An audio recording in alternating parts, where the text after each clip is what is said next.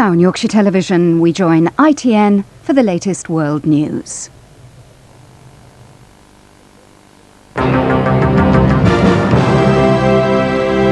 evening. Nearly 50 young remand prisoners have taken control tonight of part of Reading Jail in Berkshire. They broke up furniture and started a number of fires. At one stage, they commandeered a car and tried to smash their way out. The trouble started when the prisoners, aged between 16 and 21, refused to return to their cells at the end of a recreation period and started rioting. 3 prison officers were taken to hospital with suspected broken bones. Rioting at the remand centre started just after 7 this evening when prison officers attempted to move some inmates back to their cells at the end of a recreation period. Fighting broke out, during which 3 prison officers were injured and needed medical treatment. The remaining officers withdrew from the wing with some prisoners, leaving about 48 inmates in control of part of the centre.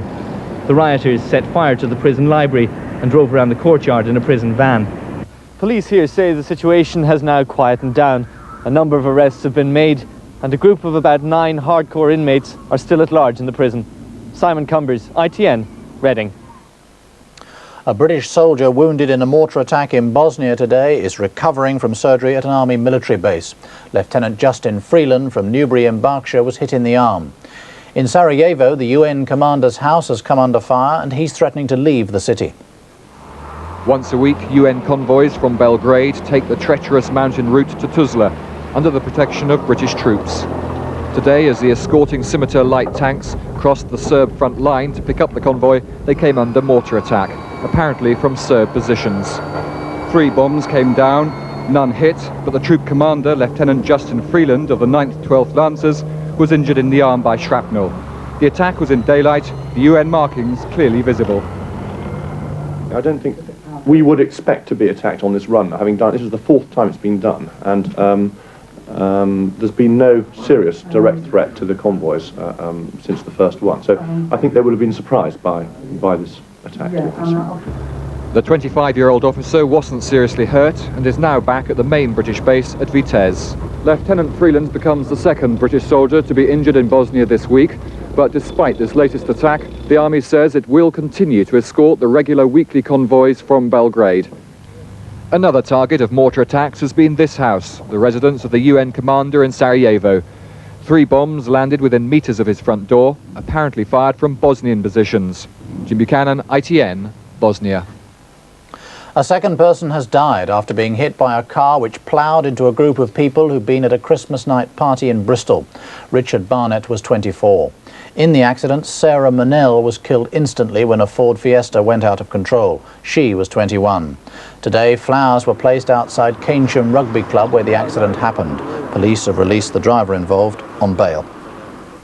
The head of the Roman Catholic Church in Ireland has appealed to the IRA to extend its Christmas ceasefire. Cardinal Cahill Daly also called on the IRA to stop its terrorist activities and enter the political arena. They should find ways in which they can bring forward a formula which has some hope of success in ending their campaign. And again, I would say, look, time is not on your side. The American special prosecutor investigating the Iran-Contra scandal has reacted coolly to an offer by President Bush to release parts of a personal diary. He said they should have been made public years ago.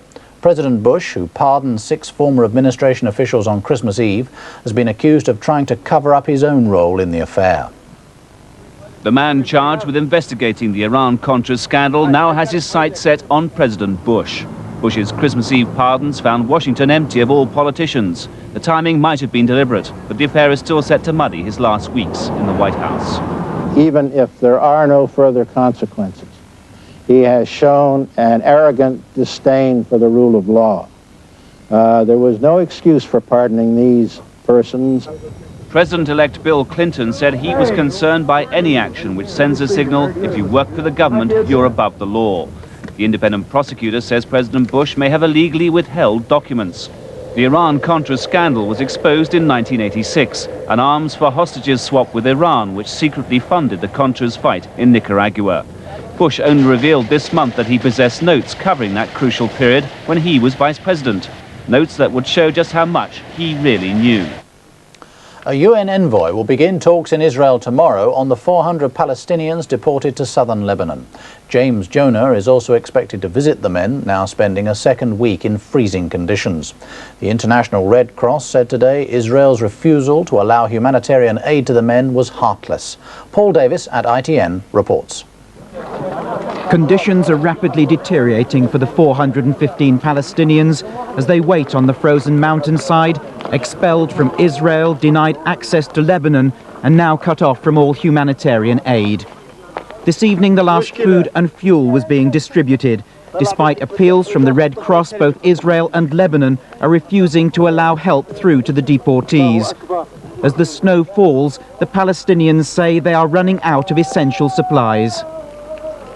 The water, polluted water, food, it's finished now. There is no food, no water. Earlier, when several of the Palestinians were taken ill, they were transported to a Lebanese hospital for treatment, but delivered back to the camp a short time later. Neither Israel nor Lebanon is prepared to take any action that can be interpreted as accepting responsibility for the deportees. Today, in the security zone, there was a gun battle between Israeli-backed militia and Palestinian guerrillas who'd infiltrated the security area.